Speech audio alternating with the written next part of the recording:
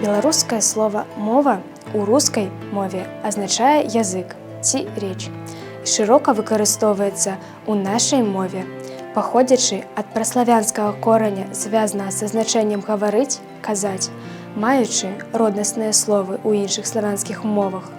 Напрыклад, у рускай гаворка і нават індаеўрапейскіх мовах першапачаткова слова «мова» азначала шум, збянтэжанасць, мармытанне, а затым развілося ў значэнні гаворка ці мова, як спосаб зносін у сучасным ужыванні, набыло асноўнае значэнне, як мова, гаворка, сродак зносін.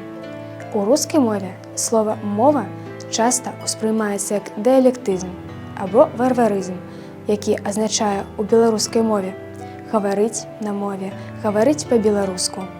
Шануйце беларускую мову!